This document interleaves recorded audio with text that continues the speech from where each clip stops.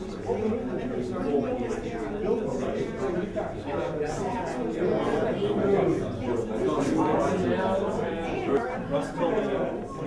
us what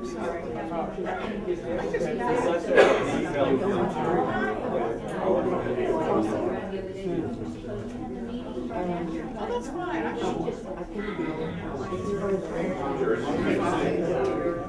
I was, you know,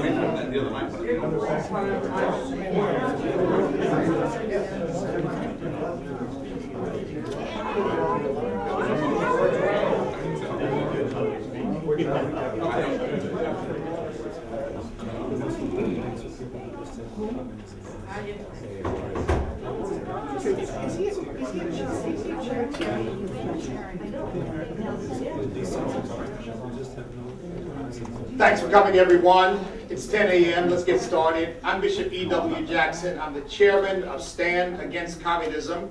STAND Against Communism is a group that was formed several months ago as we began to discuss with some of the experts on this subject what is happening in our country and the rise of socialism, and it's becoming mainstreamed.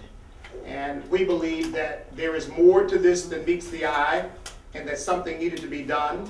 One of the issues was whether we call ourselves Stand Against Socialism, but as you'll hear, we determined that socialism and communism are exactly the same, and that we will not allow euphemisms to lull us to sleep or make us think that this is some sort of wonderful social good that people are trying to do, but that this is an evil, nefarious, pernicious ideology that threatens the future of this nation. And so we wanted to come before you with some people who have been a part of this struggle for many, many years, are experts as part of Stand Against Communism, and we wanted you to hear from them so that you could hear firsthand some of the research that they've done, the information that they've uncovered, the books that they've written, the films that they've done. And we'll allow time at the end. I'll come back at the end for closing remarks, and we'll allow time after that for questions from the press. Our first speaker is Trevor Loudon. Now, we have biographies in the back for press people. If you want more extensive information on each speaker, we won't take the time to give their entire biographies. It would take up too much time. But Trevor Loudon is the author of Barack Obama and the Enemies Within, and the Enemies Within, Communists, Socialists, and Progressives in the United States Congress. Trevor Loudon.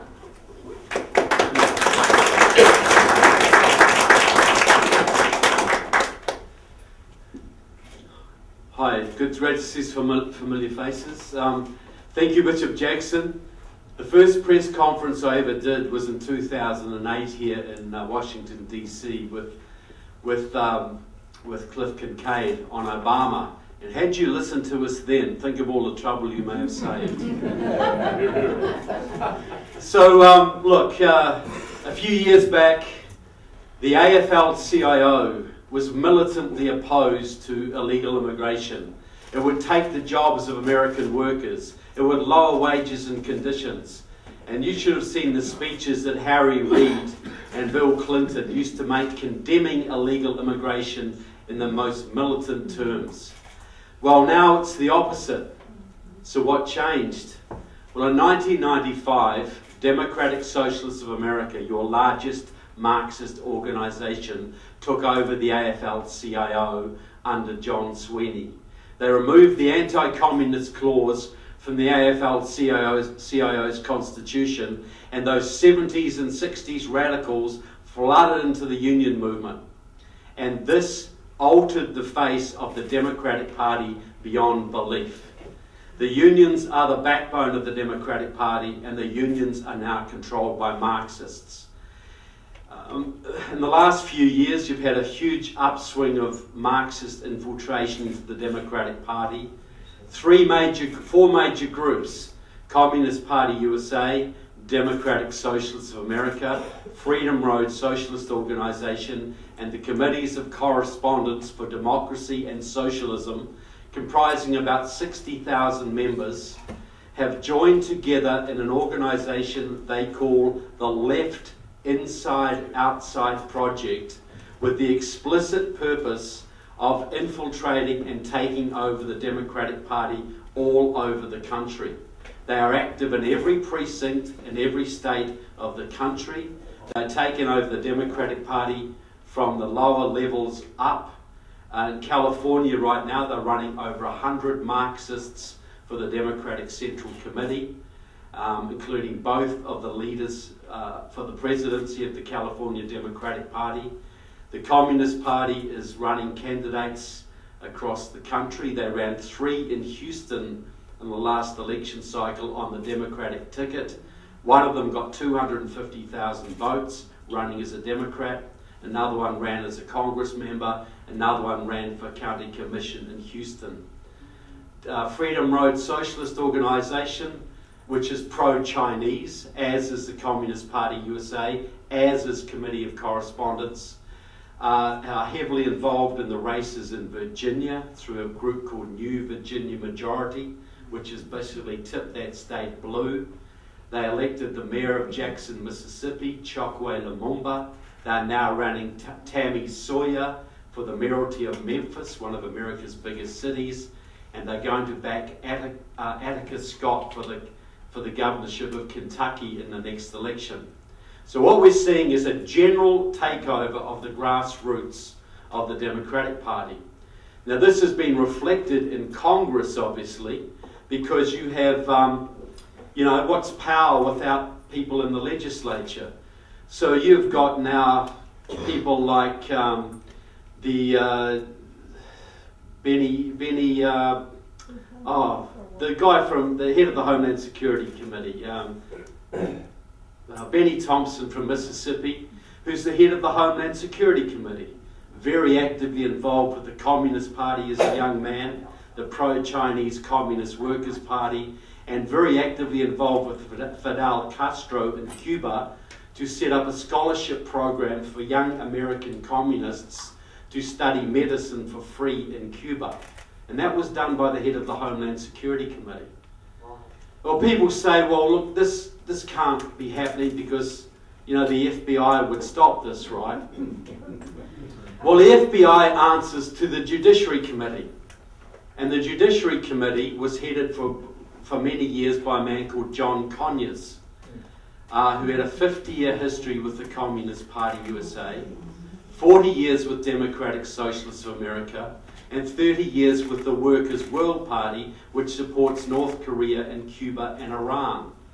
On that committee, you also have a woman called Judy Chu from California, who has been very actively involved with the Communist Workers' Party for many, many years, still works with former members of that group. And you should see Judy Chu go off on the FBI whenever they have the temerity to arrest one of the more than 25,000 Chinese spies currently operating in this country. You are racist, she says. You are picking on these people because you don't like Chinese. And she has arranged for sensitivity training for the FBI so they don't persecute these Chinese spies. And the head of that committee, Jerry Nadler, has been a member of Democratic Socialists of America for more than 30 years. So a Marxist heads the Judiciary Committee, which controls the FBI. Presidential candidates, Pete Buttigieg, the moderate, the nice guy in the bunch. His father was one of the leading Gramsciist scholars in the country, Gramsci being the theoretical leader of the Italian Communist Party, and he's cooperated heavily with Democratic Socialists of America. Virtually every single major Democratic contender in this race has some sort of Marxist pedigree. Kamala Harris, for instance, her father was a Marxist professor. Her boyfriend, the mayor of San Francisco, Willie Brown, was a long-time Communist Party supporter. And her financial mentor, the man who's got her to where she is today, is a former leader of the League of Revolutionary Struggle, a Maoist group. So we're here to expose what we see as a massive Marxist infiltration of today's Democratic Party. Thank you very much.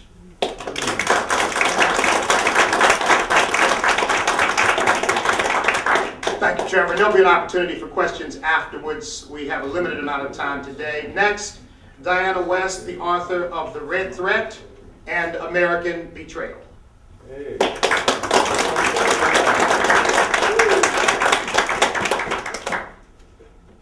Thank you, and good morning.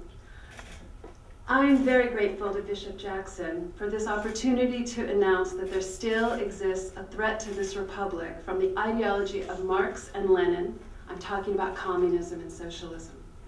After the dissolution of the Soviet Union in 1991, these ideologies were supposed to be obsolete, history. But it was a history that the free world never fully exposed and judged to be evil, not on a par with its exposure and judgment of Nazism. In 2013, I published a book called American Betrayal, which examines the reasons why. In part, we flinched as a result of the great success of the communist infiltration of American institutions of power and influence, which we should recognize helped establish the bureaucracies of what we call the deep state today. There was and remains an institutional reluctance to know the truth about communism, especially because communist crimes depended on Western complicity. The covert communist infiltration of the federal government revved up during the President Franklin Roosevelt's administrations. Expert estimates now tally the number of Americans assisting Soviet intelligence agencies during the 1930s and 40s as exceeding 500. Not one Aldrich Ames, not two Rosenbergs, more than 500 Americans loyal to Stalin, and who knows how many loyal to the anti-American agenda of international socialism. This was a national security fiasco of a magnitude that has never entered national comprehension. Today, we are in the throes of another national security fiasco as we learn about cells inside the U.S. government that have attempted to overturn the 2016 election and destroy the presidency of Donald Trump. What does one have to do with the other? I am here to inform you that the red thread of Marxist influence links these two fiascos into a continuing crisis. I recently published a short book called The Red Thread, A Search for Ideological Drivers Inside the Anti-Trump Conspiracy, to lay out some of the facts. Here are a few. Consider Nellie Orr, a Russian expert, former professor and CIA contractor at Fusion GPS, the shop that produced the DNC and Clinton campaign document known as the Steele dossier. I learned by reading Nellie Orr's own writings that she harbors a kind of nostalgia for the Stalin era. In academic book reviews, Nellie Orr discusses her frustration in conveying to students, quote, the terror and excitement of the Stalin era. Excitement. She also talks about, quote, the agonizing paradoxes of the Stalinist state. Let me read one line from one of her reviews. This is Nellie Orr. One must commend this book's attempt to account for the agonizing paradoxes of the Stalinist state, one which was building a legal structure, yet tortured and executed innocent civilians. Oh, those agonizing paradoxes. From Nellie Orr, Stalin nostalgist, I will turn to Orr's Fusion GPS colleague, Christopher Steele, the former British intelligence officer. He was described as a confirmed socialist while at Cambridge in the 1980s with some undetermined association with the Marxist-influenced Campaign for Nuclear Disarmament. Also in the 1980s, we have former FBI Director James Comey in college at William & Mary. There, as Comey himself has said, he was a communist. While a communist college student, Comey developed his lifelong affinity for Reinhold Niebuhr, the theologian who was once well known for pro-Soviet militant socialist activism. To add to this rosy red picture, at around the same time, up the road in Langley, Virginia, we have John Brennan beginning his career at the CIA. Brennan told an audience in 2016 that in 1976, the candidate he voted for President of the United States was the Soviet Union's man in America, Communist Party leader Gus Hall. He also said he told the CIA this and was hired anyway, which says a lot about the recklessness of our intelligence community going back at least 40 years. This is just a little bit of the red thread of ideology running through the anti-Trump conspiracy. Americans have long been conditioned to ignore these ideological threats within, but we ignore them at our unimagined peril. Thank you very much.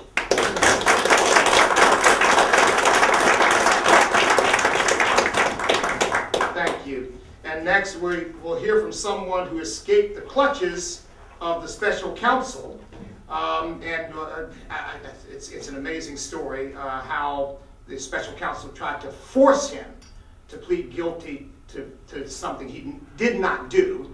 And when the special counsel finally folded up, there were no charges. And I say prosecutors, having practiced law for 15 years, prosecutors are supposed to seek justice, not put notches in their belt for people that they've convicted wrongly. Well, thank God that Jerome Corsi and his lovely wife stood up and said, no, we're not pleading guilty to something I didn't do. And ultimately, of course, the whole thing went away. Folks, a hero for our country.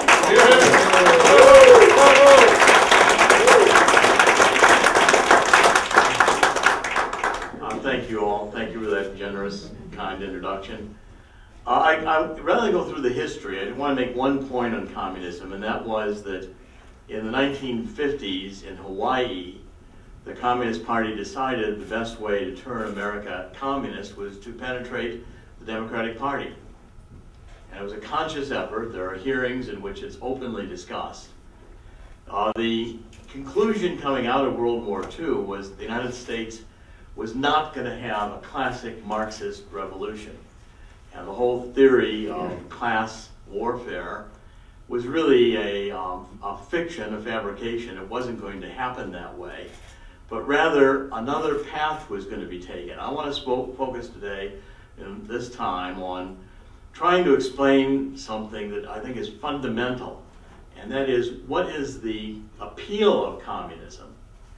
Because it's amazing that this essentially lie can and has populated so many minds and is currently in the process of capturing the youth of America in our universities. Those who have lived under communism know the truth of communism, but it's very hard to explain. When I was at Harvard in the 1970s getting my PhD, John Rawls, who was a philosophy professor, developed a theory of justice as fairness. Okay, now this was revolutionary because what he was trying to argue is that social injustices, which is, for instance, inequality of income, racial inequality, various inequalities which we as a nation have addressed and continue to address, can be resolved through a society which redistributes income, which has centralized control, and in fact, it's the only way you'll achieve justice is fairness. Now, in terms of classical political philosophy, Plato, Socrates, discussions in Plato's writings, Aristotle, it was never assumed that justice would be fairness. That was equality. That was equality. It was not fairness. See, the fundamental aspect, and this is one of the defects that we're going to have to address, because classical political theory acknowledges that there is no fairness in life. Okay, we don't all live the same amount of time. We're not all born equally to rich parents. We don't all find ourselves coming into the world in nations which are at peace, where we can thrive. The human situation is inherently unequal and unfair. God never said it would be fair. What God said was that this was an opportunity not to experience utopia or a perfect situation where everyone would have everything they wanted, as Marx would say, everyone working to their maximum to produce the good for all, and everyone would live happily thereafter. It doesn't happen. Classical political theory realizes that there is inequities, that life is not fair, and that we're going to spend most of our time fighting government. because governments inherently grab power, lie, and form tyrannies. And what our founding fathers were most concerned about was not to make America fair. Slavery was there. They couldn't eliminate slavery when the Constitution was written. But what they knew was that they had to preserve liberty, the First Amendment, freedom of religion, freedom of speech.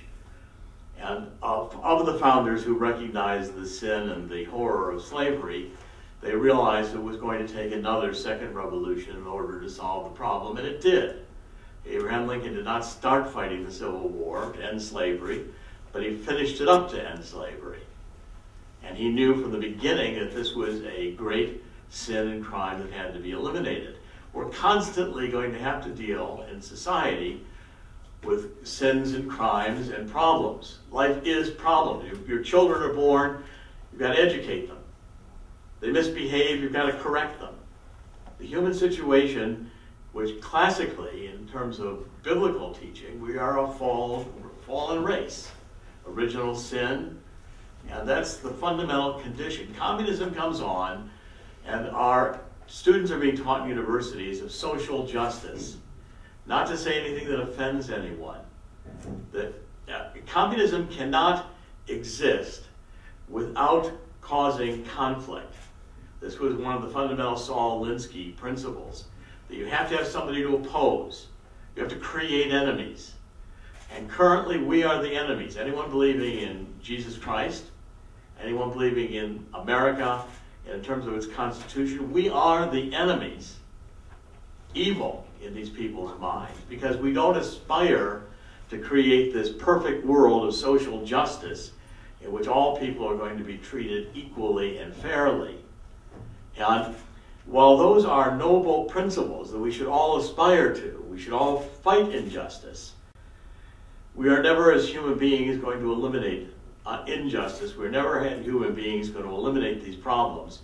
What I'm telling you is that the fundamental appeal of communism is its psychological packaging.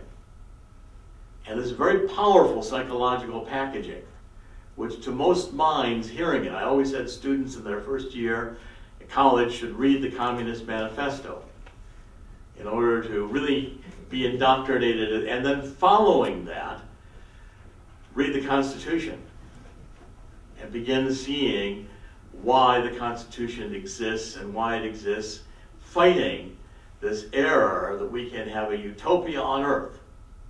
If we do not understand the psychological appeal of communism and how it infects minds, what happens with, as soon as these people get in control, now they've got power, their enemies are destroyed, the people who support them are among the first to go to the concentration camp.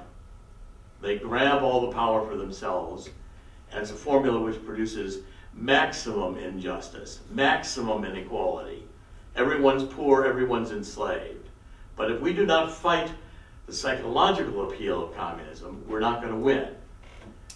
The world will go communist, and the consequences of that will probably be World War III. And that's what we have to prevent. So thank you all for being here today, and I'll be happy to be answering questions.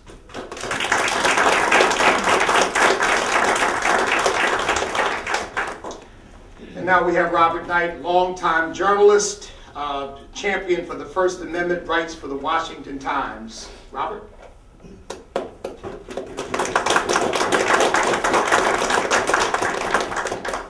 Thank you, Bishop, and thank you for organizing this. This is very important we get the word out. Now, the first rule of any Marxist revolution is that rules are fine if they advance the cause or cripple the cause's opponents, which is part of advancing the revolution, but they can be discarded the minute they get in the way. That's the way America's Marxists, Socialists, and many liberals have operated when it comes to the Constitution, especially the First Amendment. Here's the relevant portion of the actual text. Congress shall make no law respecting an establishment of religion, or prohibiting the free exercise thereof, or abridging the freedom of speech or of the press. When they were eager to legalize pornography and obscenity and destroy community standards, the left's attorneys, spearheaded by the ACLU, emphasized a no exceptions view. What the founders intended as protections for ideas the ACLU turned into a get-out-of-jail-free card for pornographers, even for people who possess child pornography. Did you know the ACLU is against any laws of convicting people for possession of child pornography? They say, oh, once it's produced, it's okay. They're against producing it, they say, but they're not against creating the market for it. But how dare anyone anywhere restrict speech? It would be unconstitutional, they say. Oh.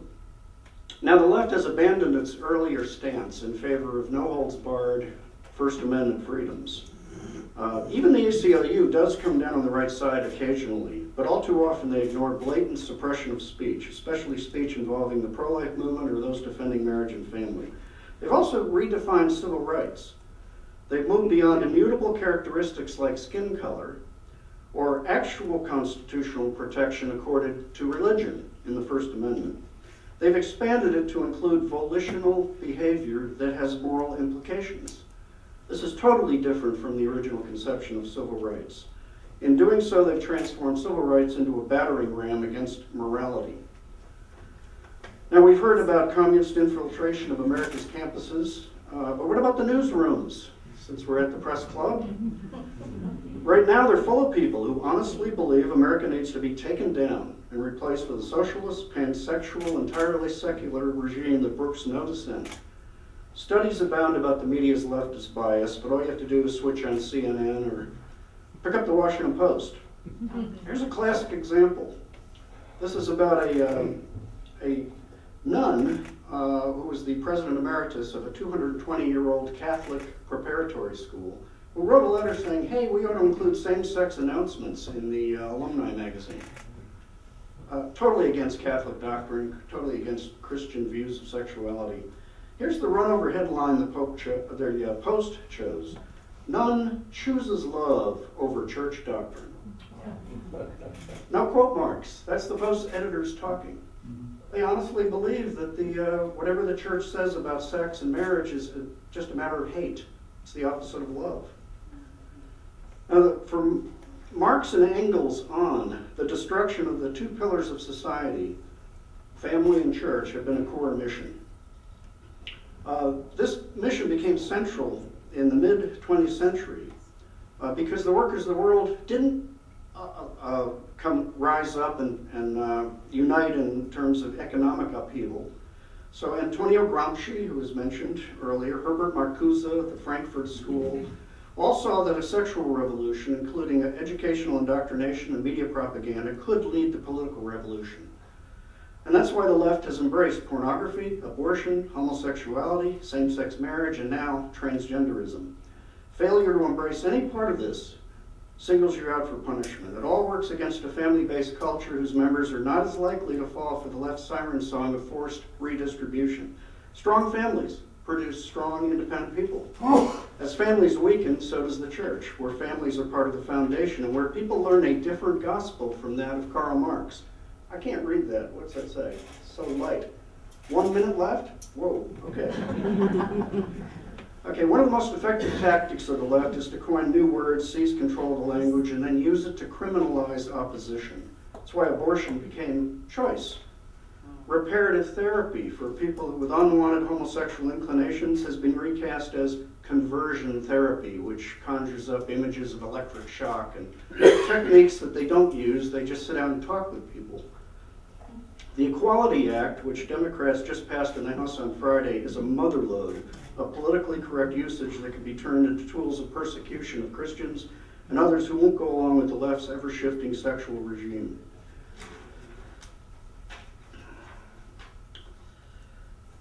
Now, how did the media get so dominated by the Marxist mindset? Easy. They weed out anybody who disagrees with it. And they have a steady supply of young journalists fresh out of college where they've been brainwashed by Marxist professors. When I was an editor at the Los Angeles Times, I saw a difference in the 7 years I worked there. The interns came in reliably liberal, but by the time I left, they were outright activists who thought balancing a story with both sides was a betrayal of their calling. In most newsrooms, there are no enemies to the left. In fact, 3 of the full-time staff members in the Times Orange County newsroom, in which I worked, had worked for the New China News Agency. That's the English-language Communist Party newspaper. They didn't have any problem with that.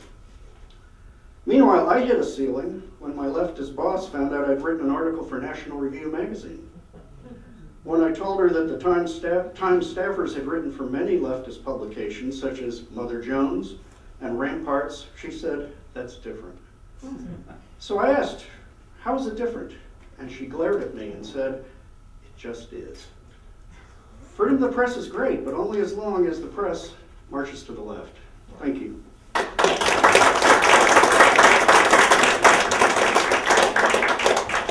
Thank you, Bob. And now the next speaker we hear, before I come back for closing remarks, is Nelson Velez. He's chairman of the Virginia Tea Party Federation, a businessman, and actually lived in Cuba.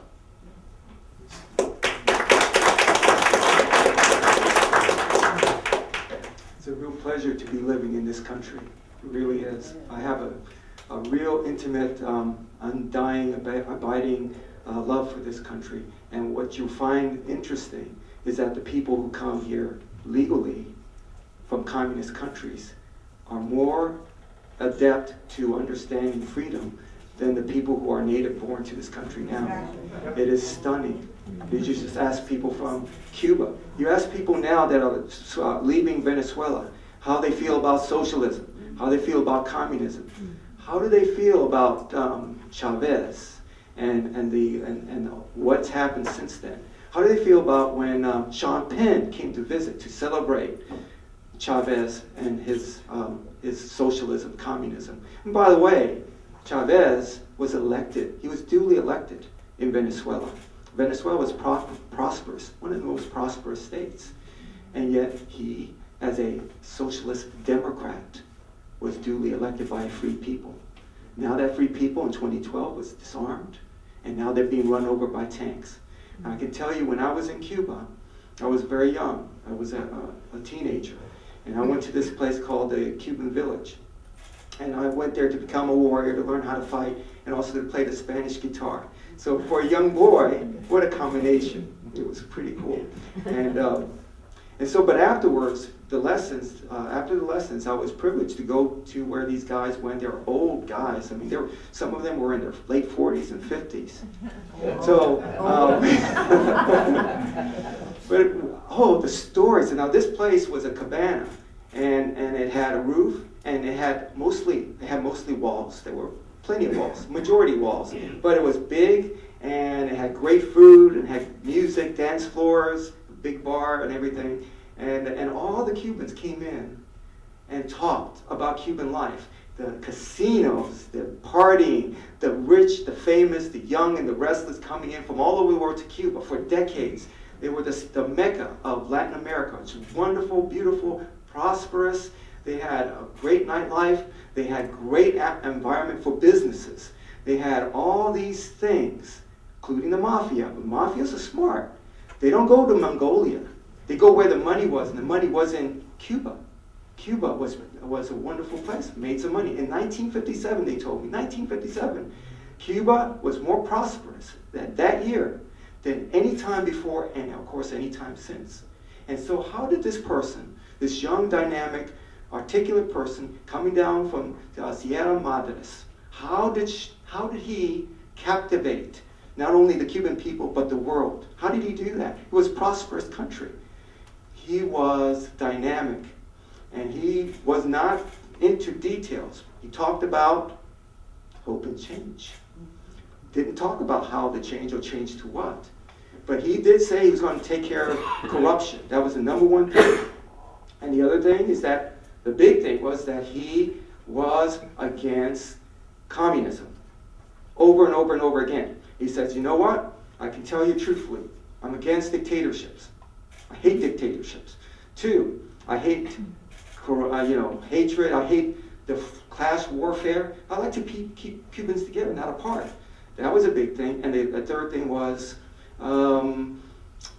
communism is against God and against the church. I'm certainly against. I love the church and God.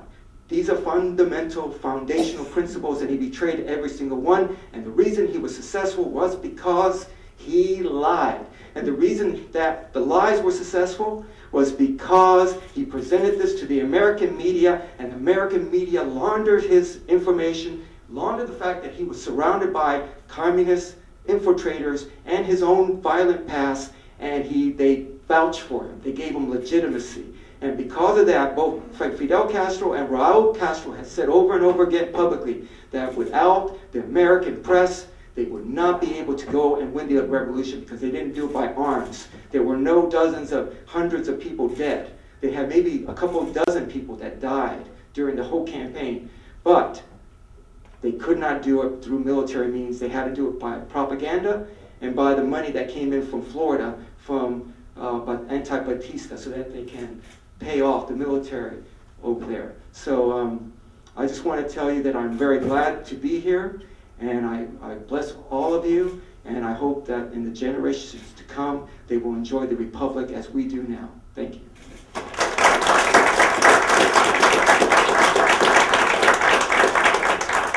Thank you, Nelson. Just a few remarks, and then we'll open it up for questions.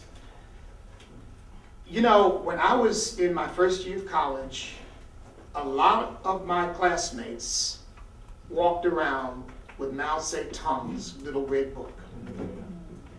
And I had one. Now, I didn't take it that seriously, but apparently some people did. And it wasn't until I read Diana West's book that I found out that, I can't believe it, but James Comey actually said that he was a communist. No, it's not some accusation somebody's thrown out. He's actually said it to a reporter in a New York Post interview. He said, I was a communist. He said, well, I don't know what I am now, but I was a communist. How does a former communist end up as head of the FBI? And that John Brennan actually voted for Gus Hall for president the first time he voted for president, and Gus Hall was being funded by the Soviet Union. How does the head of the CIA be a person who once voted for a communist to be president of the United States?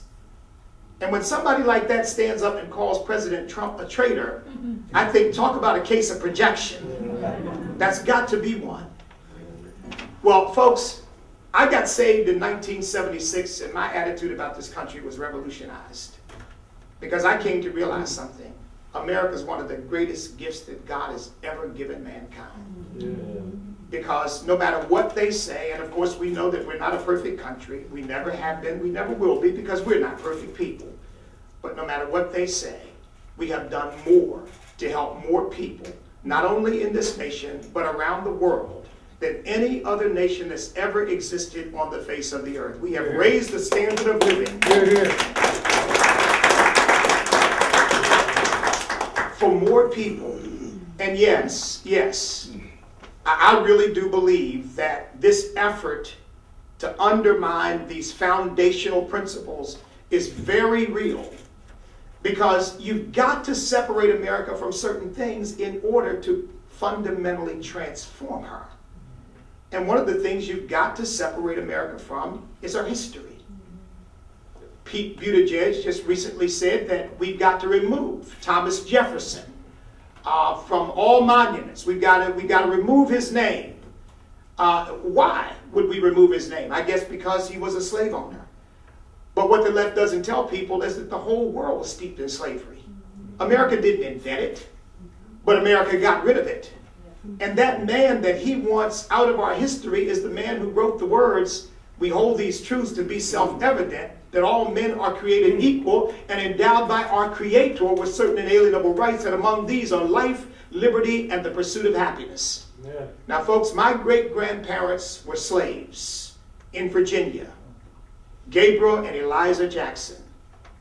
But because of those words, and because of what our founding fathers believed and what they set in motion, their great-grandson can stand before you in the freest nation that's ever existed in history and speak my own mind as a free citizen of the United States of America. And you want to get rid of that?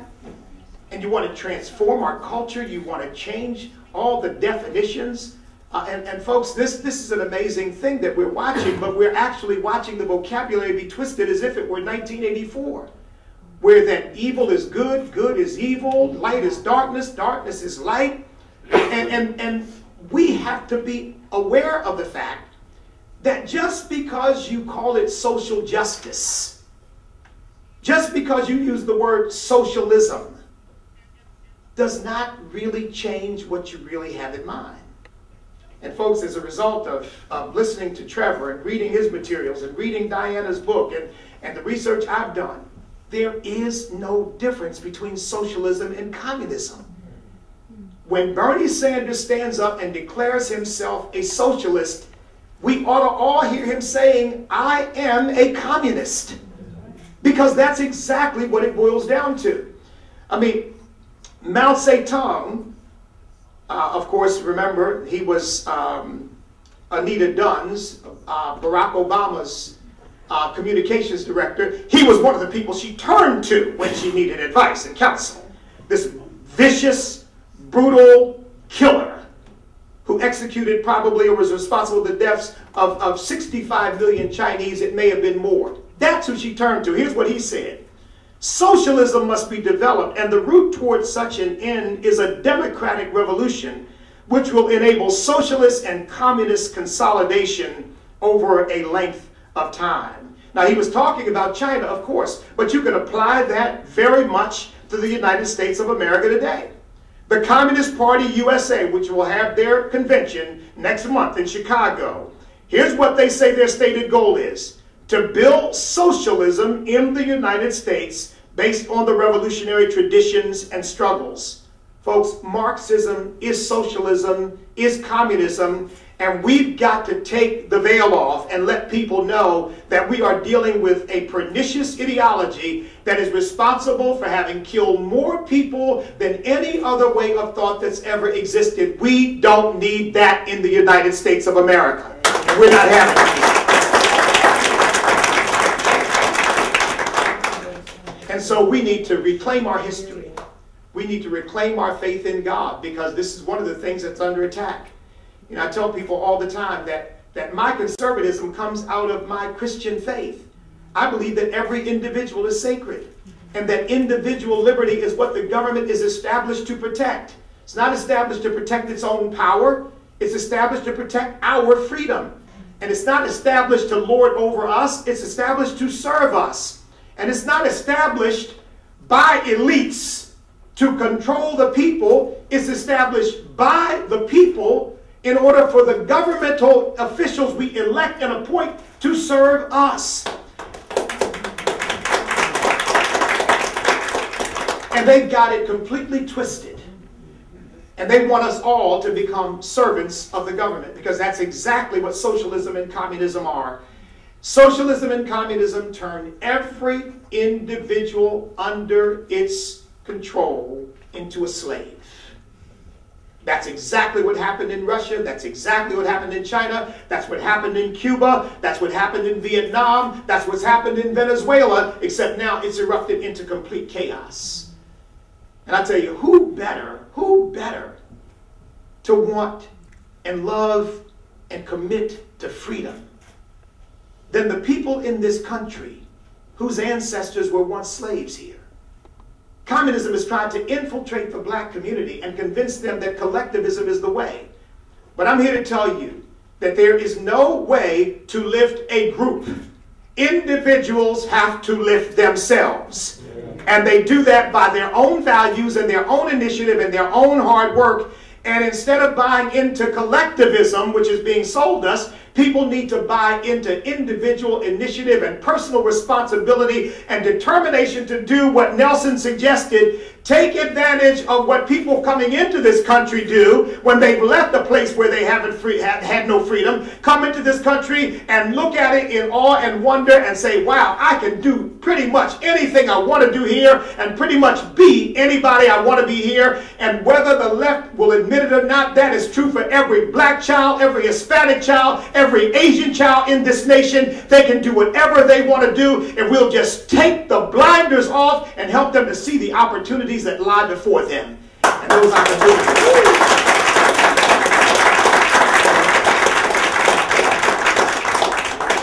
I'll say one last quick thing.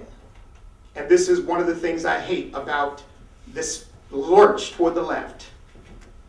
I joined the United States Marine Corps in 1970. Hoorah! Hoorah! Hoorah! Semper Fi. And raised my hand and took an oath to the Constitution of the United States. I love that flag because it represents us, who we are and what we stand for. It's a unifying symbol. I love that national anthem because it represents us and who we are and what we stand for. It's a unifying symbol. And this leftist, Marxist, communist, socialist ideology that is creeping into our country is trying to teach our children to disrespect the flag, to dishonor the national anthem, to dishonor our country. But somebody said it to me when we were walking in. If I have to be the last person in this nation standing up for that flag and that national anthem and our Constitution and the freedom and liberty that we enjoy in this nation, I will do it until I breathe my dying breath. But I will never turn this nation over to a bunch of communists and socialists and Marxists to take it down. And I trust you'll stand with me.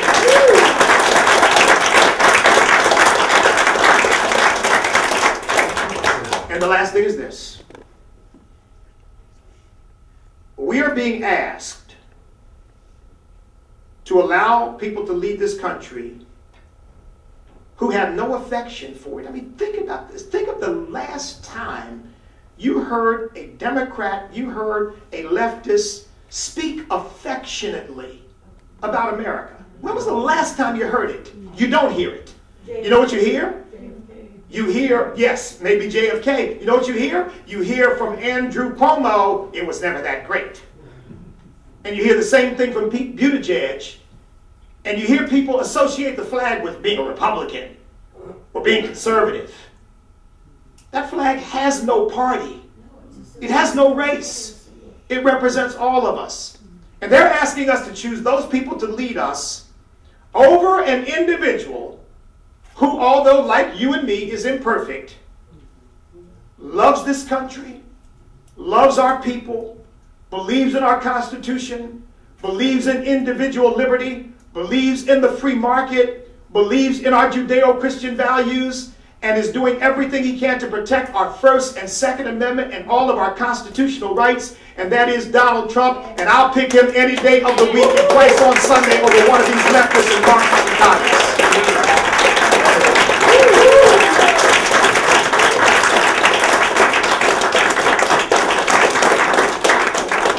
I want to bring the speakers back up for questions that you might have of them. Bob covered the First Amendment. Diana West talked about the deep state. Jerome talked about what's going on with this whole communist movement in more broad terms. Nelson actually lived in Cuba. And of course, Trevor talked about his long years of research. So, and I just tried to talk. So if you have any questions, thank you. If you have any questions for us, please feel free. If you want one person to answer it, we'll direct the question toward that person. Yes, sir. This is for anyone who'd like to answer. Before the Vietnam War, Americans opposed communism as a whole, and they feared communism. Since then, the label communism has lost traction. If you say that Bernie Sanders is a communist, that's not going to get much reaction from many of the people. It just seems there seems to be no response to this, and I'm wondering how to break through that. You talk about tearing the blinders off. How do you get to that? Well, I think this is a start. I think this is a start, pointing out what it really is. And this is, by the way, the beginning of a movement. This is just a one-time deal. Stand Against Communism is an ongoing effort, and we're developing a strategy for addressing this, particularly over the next 2 years leading up to 2020. So that's a very good question, but and you're right, but that's why we chose Stand Against Communism, because we want to point out that it is evil. Yes, ma'am. So I applaud that, and I thank God for that, but does part of that strategy involve elementary, secondary schools? Because you can just watch. James G. Martin Center just wrote a fabulous paper about what they're doing in the schools of education and how that's where it all starts, And that is the caliber that we're getting, and I'm running for the school board. I'm fighting against a school board who is basing its decisions on these very policies. And this is nothing new. This is 20 years. I grew up in Fairfax County. I went to those schools, and parents say to me when I door knock, what has happened? We just moved here from Kick Estate. This is not what we were expecting. And we have got to start at the lowest levels, and we've got to go to the textbooks. We've got to go to the schools of education. Fairfax County needs to be saying, wait a minute, this is not right what you're giving us. Yeah, I think, you know, if we change everything, you know, there's a massive Marxist infiltration of this country in virtually every aspect. And if we do not address education, everything else is lost because we are losing our youth. Well, look, you know, America had the very best public education system in the world for 200 years.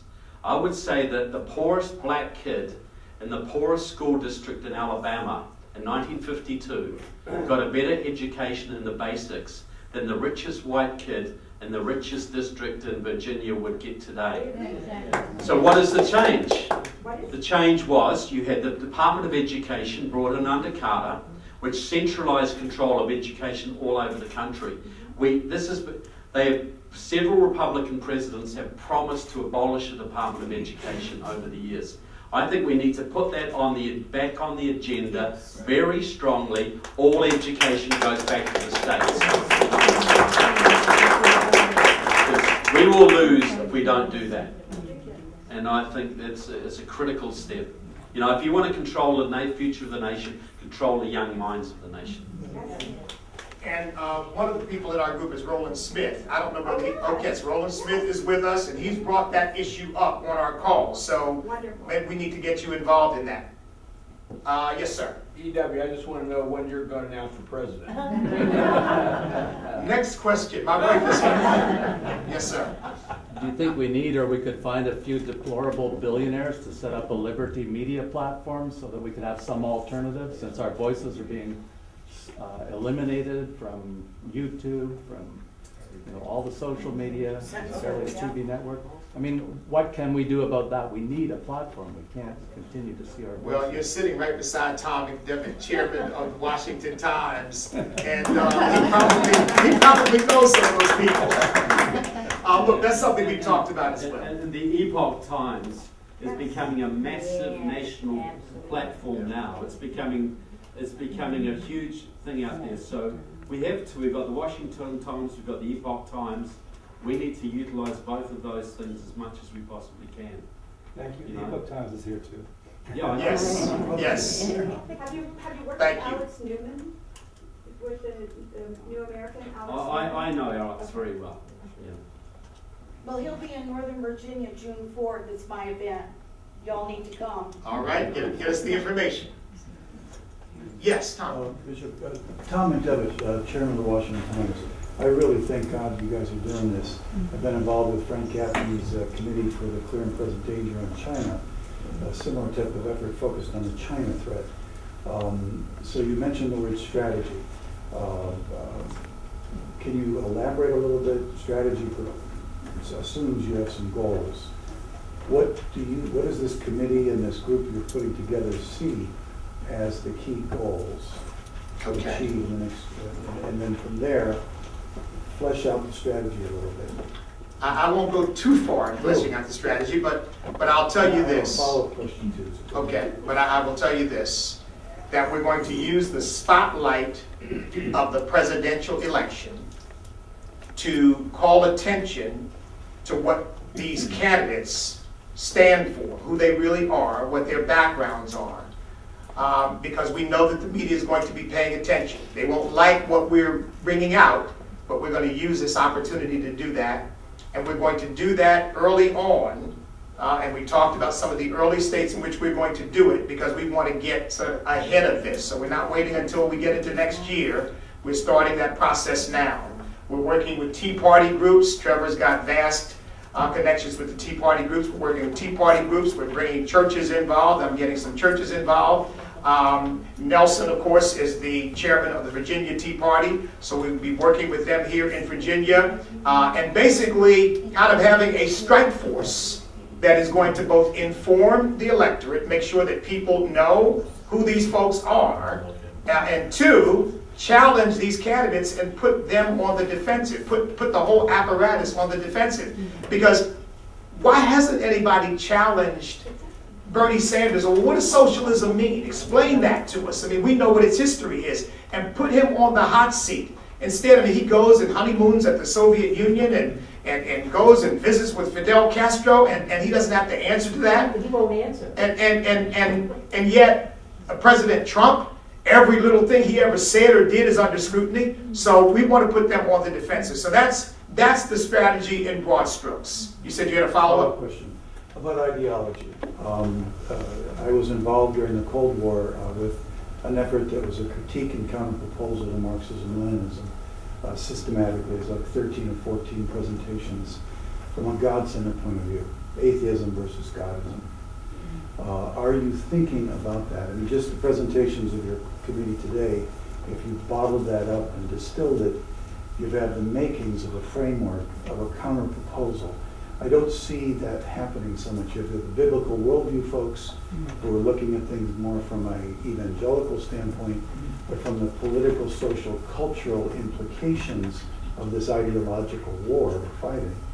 I think there's a need for that. And I agree. My colleagues and I had, that's when the Washington Times was founded, a parallel effort. It was a very thorough. We educated 70,000 pastors. I'd love to be part of that. I think that's what's needed. It's strategic communications, messaging in a 21st century context that basically takes apart the whole socialist seduction. Well, I know how busy your schedule is. We have a conference call every Thursday at 1 p.m. And I'm going to make sure I send you the information. I'd love to have you join it, and so we can talk about these things. But these scholars who are writing about this stuff, I mean, I would imagine they're the ones who would be thinking about some sort of systematic critique of this new ideology that's taking the country by storm, and why American thinking about freedom and free markets and individual liberty are far superior in terms of the results that they produce. So good. Two other quick things. The Washington Times has 8 million online readers. That's 18,000 plus in every congressional district. Second is approaching things from a train-the-trainer standpoint. Imagine if you bottled up what you guys spoke about today into a couple presentations that pastors could give, or that local leaders could give, and you have 10,000 people telling this story with your credentials and background. I highly recommend those types of approaches, a train-the-trainer approach. Yeah, I think that's what we want to do, because we can't be in every state, every precinct, so that's exactly what we want to do. Any others? Yes, sir. Do you see this more of an internal threat or an external threat? Where is this coming from? Well, I would say, for me, both, but Trevor, yeah. Well, I think Diana. And Diana? Look, we all know that Bishop Jackson took an oath to defend the Constitution against all enemies, foreign and domestic. And we have been very keen to fight the foreign enemies for a long time. And every war America gets into, it's undermined by its domestic enemies. So, and that has been off limits for a very long time. Since the 50s or 60s, you're not allowed to talk about internal enemies. They dismantled the House Un-American Activities Committee. So the internal enemies have had free reign for a very long time. So I think this is primarily an internal enemy threat.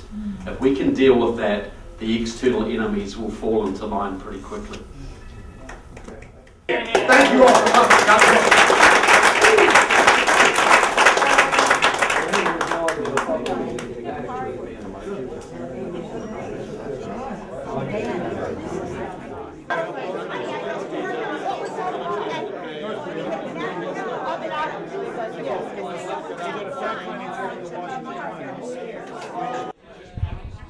We would like to ask you a few questions. What do you think about the communist effort or movement to invade the U.S.?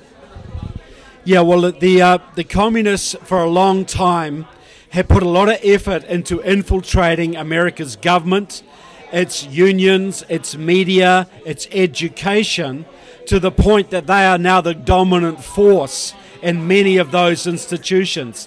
They knew they could never take America from the outside, so they had to infiltrate from the inside, much as they did in South Vietnam before they started getting, before they started using their military.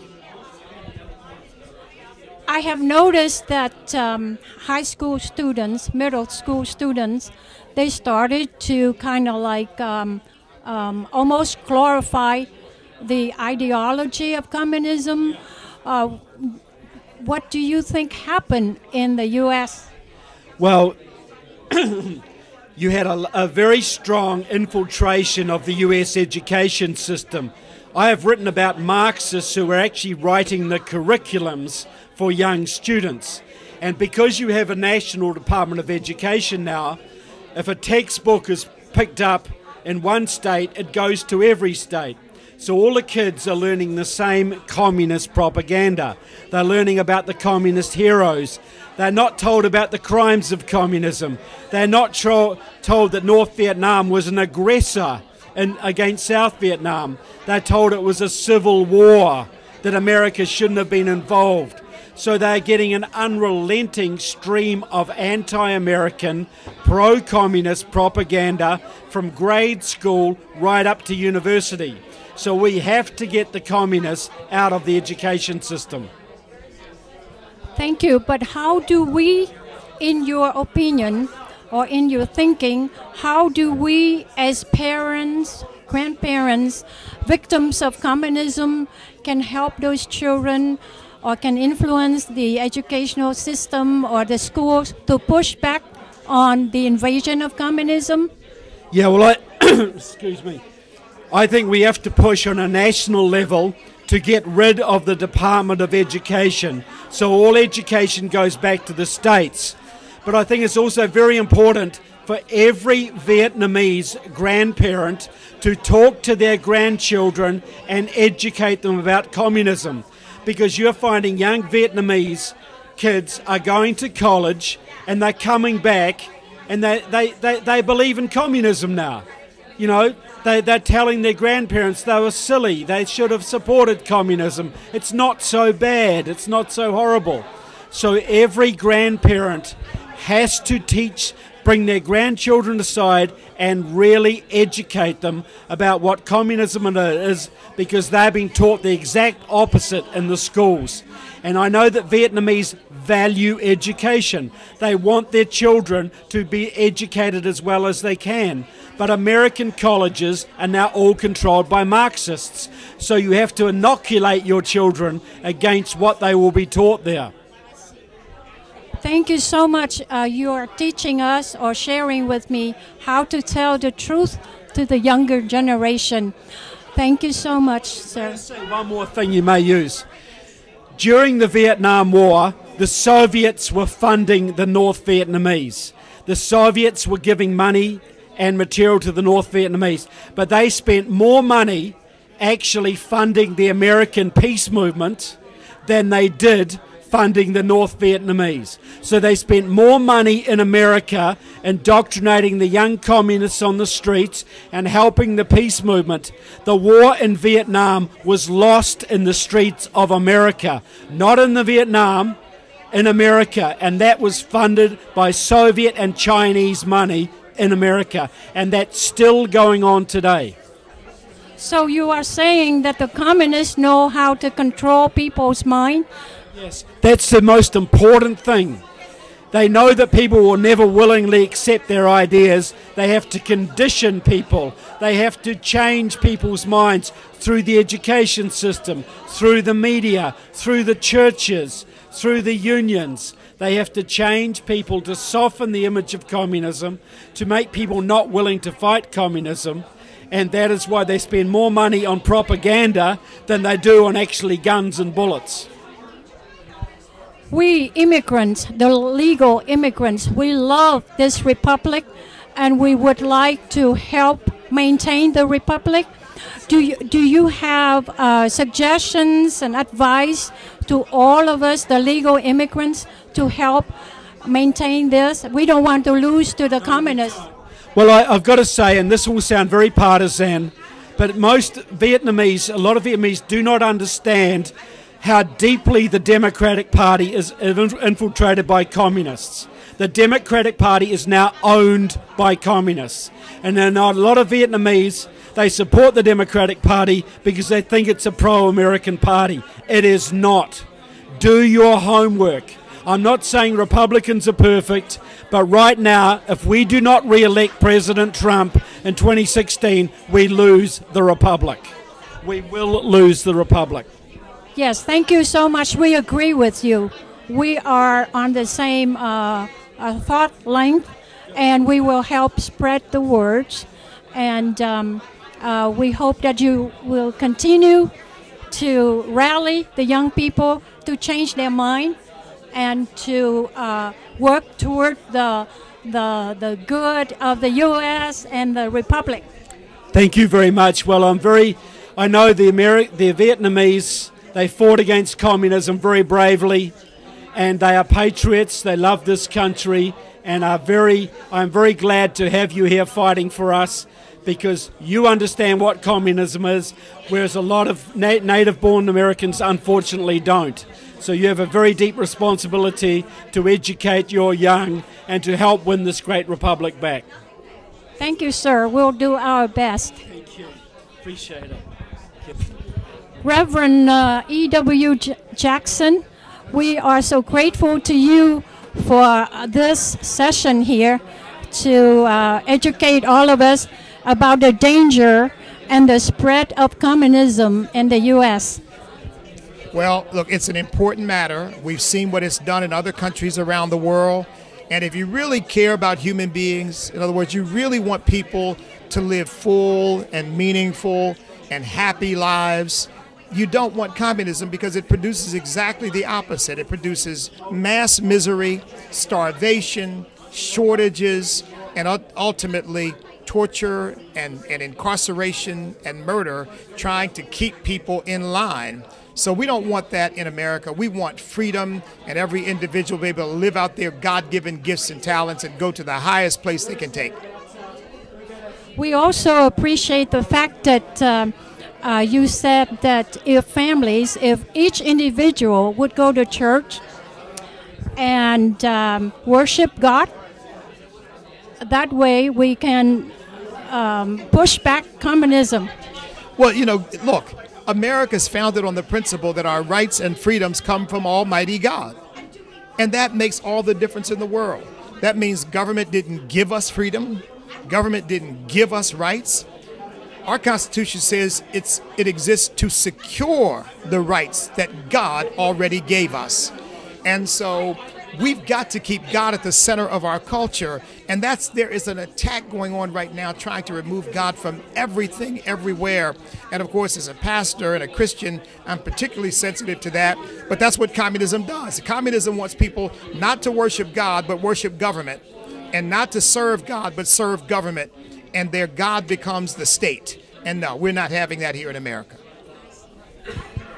I also remember you said that each individual, each one of us would have to excel, would have to fight, and do not think of collectively doing something. And the fact that you were raising up the thing about worshiping God is for God, for family, and for neighbors and friends, that's great.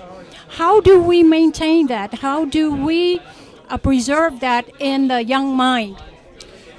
Well, for one thing, we've got to take a stand for the truth, because right now, unfortunately, what's happened is a lot of people in the church have abdicated. They haven't stood up. They haven't spoken up. They see these things going on, but they just treat them lightly, or they don't bother to say anything. You know, I believe young people want to be inspired, and I believe nothing inspires people like the truth. And I think if you begin to tell young people, or any people, look, what you've been hearing is a lie, let me tell you the truth. There'll be some people who say, you know what, You're right. That's what I want. I want the truth. So we've got to have the courage and the willingness to stand up no matter what in the face of all opposition, as I said earlier, to make up our minds that if I have to be the last one standing, I'll do it until I breathe my last breath. And if every American feels that way, you're right. There's no collective way to lift a group, but if each individual raises up, lifts themselves up, strives, guess what? The whole group goes up because the individuals are taking command of their own lives and their own destiny before God. Yes, thank you so much, Reverend. I love the way you explain to everyone how to do it. It's so clear and right to the point. And with the multiplier effect, each individual does it, and then everybody will do it. Oh my God, it does have a multiplier effect, right? Just like negativity and evil can spread, goodness and grace and love and personal responsibility and excellence and all of those qualities that I really believe help build the greatest nation on earth. Those things can spread too. You know, in other words, what we're really doing is we're fighting against the perversion of the culture to try to make people more accepting of collectivism and communism. And we're seeking to reinvigorate American culture, which is about individual liberty and personal responsibility and families and churches and people coming together voluntarily and freely to do something wonderful for themselves and for others. And yeah, that's the vision of America. That's the promise of America. And that's what we want to bequeath to our children and grandchildren, not this collectivist stuff that will only destroy this country and freedom as we know it.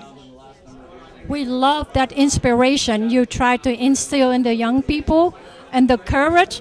That is so wonderful. So we will go out and spread the words. And if you want us to give you a hand, count on us. Well, Ronald Reagan said freedom is never more than one generation from extinction. We do not pass it on to our children in the bloodstream. It must be fought for and protected and passed on to them to do the same, or we will spend our sunset years telling our children about the United States of America, where once we were free. Well, we're not going to have that here.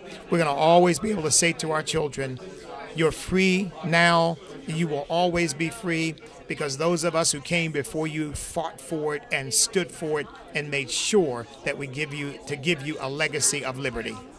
Another thing I admire about you is you said that your great-grandparents were slaves, but you got out of that mentality. You're your own self, and you don't let anybody tell you otherwise. That's right. I'm free. I'm free. And I love my country. Because there's no perfect country. There's no place on the earth that's been perfect. In fact, there's no country on the earth where there hasn't been slavery. But there's only one country on the earth that founded itself on the principle that we are all created equal and endowed by our Creator. That's something to be joyful about, to be thankful for, to be grateful for.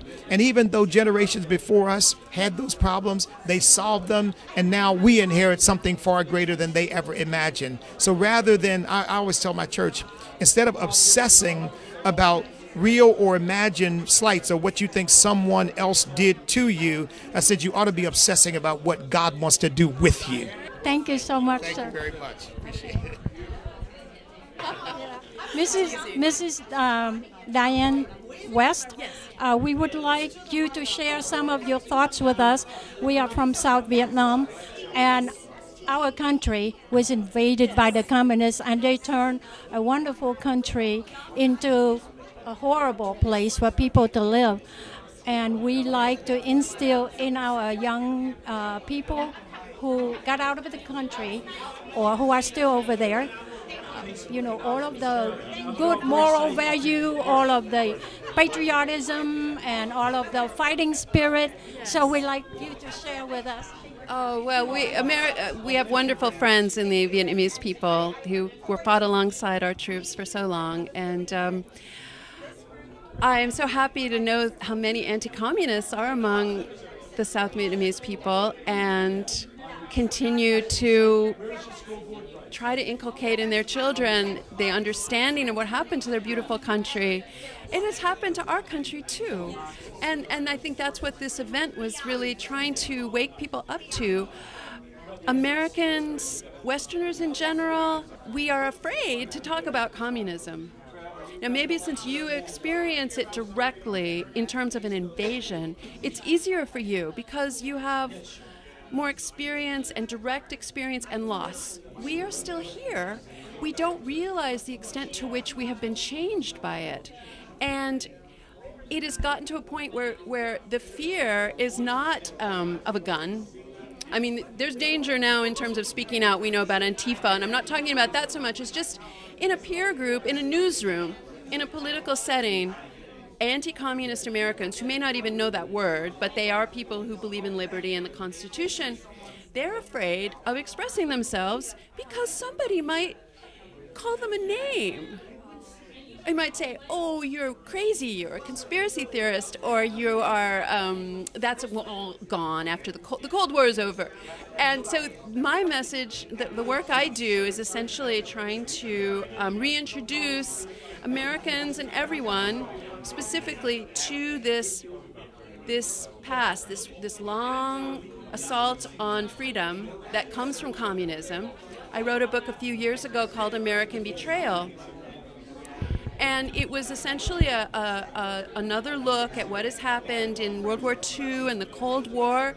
It also looks at what happened to American POWs in those wars and also in Vietnam, who did not come home, who stayed prisoner in communist regimes and in Moscow in certain cases, or China. This is a story Americans don't know. The new book looks at the anti-Trump conspiracy, and what I was saying in my remarks today was just a taste of it. The prominent names who came to the head of the FBI, the head of the CIA, senior positions elsewhere in the government, they all grew up in, say, the 1970s, 1980s, and had a very Marxist-influenced beginnings. And you look at their actions in which we see the ends justifying the means, which is kind of the basis of Marxism, power at any price. Did they change? I don't think so. And then you look at President Trump, and I believe he is innately maybe the most anti-communist president we've ever had. You feel that?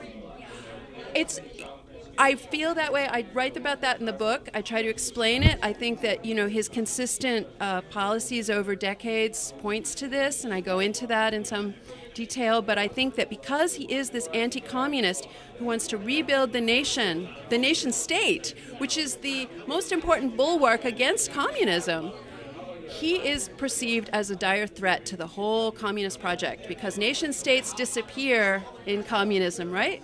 We see that. So those are some of the things I was trying to get at, and trying to also just make people interested enough to at least discuss, learn, talk, understand, and realize what they have to do to save liberty. That's all. Well, thank you so much. We will do our best to help you spread the words and wake up the innocent, naive children of this country. Thank you very much, and I hope people visit my website, which is, can I say that? DianaWest.net, because I have more information about these issues and links, and you can also contact me if you want to discuss any of it. So thank you very much. Thank you so much, Mrs. West, and we wish you the best of luck in your fight against communism. The same to you. Thank you. Thank you.